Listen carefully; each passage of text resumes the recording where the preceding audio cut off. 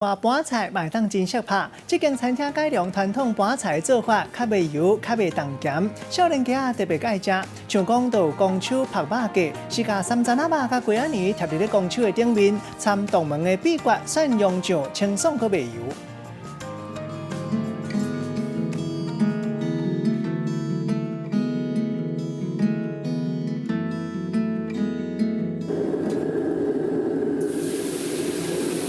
青虾放落油鼎5秒钟，就随甲糊起来。搁用特chế胡椒酱来甲刷味，这和虾仔来斗打做伙，实在是足着滋味的。再过来甲乌色的五花椒甲香菇烧贴伫个这个碗的下边，甲虾仔甲铺伫顶悬，小气搁对石头芳安尼盛出来。 甲虾啊，甲豆豆啊，翕好色。在外面胡椒虾可能那个胡椒味会下得蛮重的，但是在这里呢，它的味道下得比较刚好，吃起来虽然会有胡椒的腥味，但是却不会像外面吃的这么辛辣的感觉。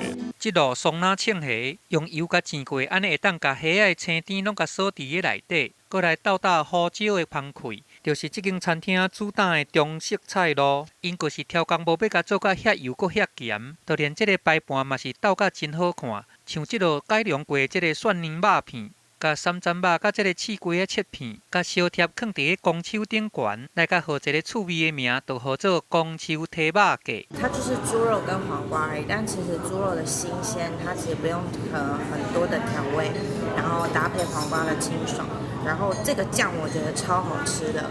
肉片切薄甲会通光，搁来斗打即落脆脆的刺鸡啊，来甲混蒜蓉酱，安尼食着实在足爽脆的。我们的五花肉片大概切约0.3公分，跟小黄瓜片也是一样，然后长度大约12公分。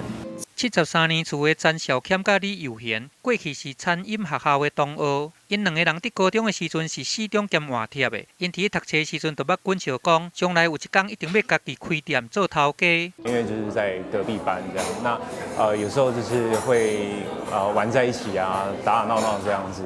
那觉得其实有时候我们在理念上，还有对工作的那一种要求上，其实都还蛮像的。因两个人佮做伙甲所有的业绩，和另外一个朋友来投资1000万来做伙开店。打开始的时阵目标真明确，要行迄条创业路线，改良单地的手路菜。我们的核心主轴就是东财西想，老新共治。我们不让中菜只有在以前所谓的很大盘，或者只能一种呈现的方式。不想要中餐就是很像板豆一样，我们想要让它年轻人更走得进来，然后。